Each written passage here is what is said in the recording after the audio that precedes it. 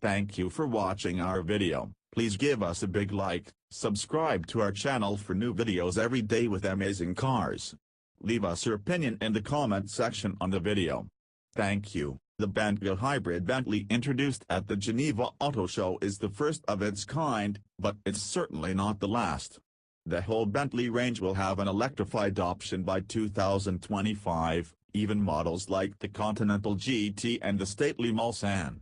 The lineup will include at least one battery electric car, too. Digital Trends sat down with Peter Guest, the director of the Bentayga line, to get his insight into the British company's first-ever plug-in hybrid model and what it means for its future. DT, Bentley just embarked on an electrification offensive. Why start with the Bentayga? PG, that's a good question. There are a number of reasons. I think the Bentayga is the obvious starting point from a package point of view. Obviously, a battery pack takes quite a lot of space. You need a lot of space to install the battery pack. An SUV is ideally placed from a package point of view. The battery pack goes in the rear of the car. We wanted a seamless transition between electric drive and petrol drive. That was a new calibration skill that we had to learn. There's also a logic from a functional point of view. Our aim with our plug-in hybrids is to maintain the traditional Bentley values. We're talking about power, performance, and grand touring. What we've also found, particularly in electric-only mode, is how incredibly quiet the car is. There is absolutely no noise, nothing. You're completely isolated from your environment. Were there any challenges involved in making it totally silent? Oftentimes, automakers bring out a whole lot of wind and tire-related noise when they replace an engine with an electric motor. We were very lucky when we developed the hybrid. We already targeted Bentayga to be the refinement benchmark. When we started doing our benchmarking work, at the beginning of the development process, we found there was no SUV we would consider to be a refinement benchmark.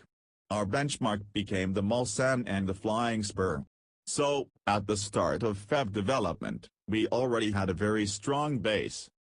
Did Land Rover's Range Rover not cut it? Not in refinement, no. In many other ways it did. We love the Range Rover, it's a fantastic car. Have you announced the specifications for the hybrid? No, we just said it's a V6 and an electric motor. We'll announce full specifications closer to the market launch. What we can say now is it will have more than 400 horsepower and 100 of those will come from the motor. It will be a credible Bentley in terms of performance. Were there any challenges in making the Bentayga a hybrid? One of the things was that we wanted a seamless transition between electric drive and petrol drive. That was a new calibration skill that we had to learn. We never had that combination of petrol and gasoline working together. What we didn't want was a clunky transition between the different drive modes. Getting it seamless was an incredible calibration task Bentley had to take on. I think we did it. This idea that PHEV technology is a transition technology is an interesting one, but for us it's a very valid technology in its own right. What lessons did you learn from the development process that you can apply to your other cars as you expand your portfolio of hybrid models? The main lesson is the opportunities that combined electric and petrol drive gives us.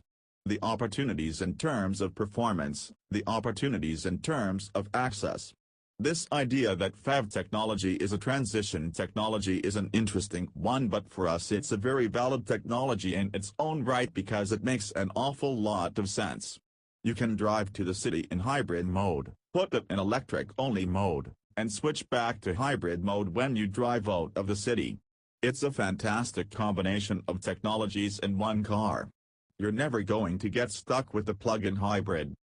Are you worried about hybrid powertrains adding weight to your cars?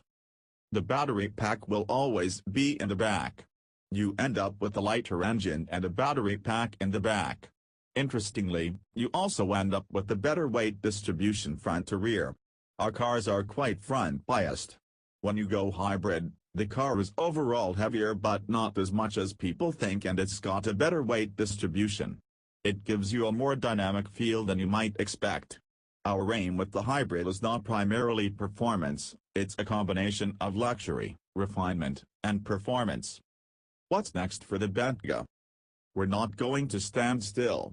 If you look at what we've done since we launched the Bentayga at the end of 2015.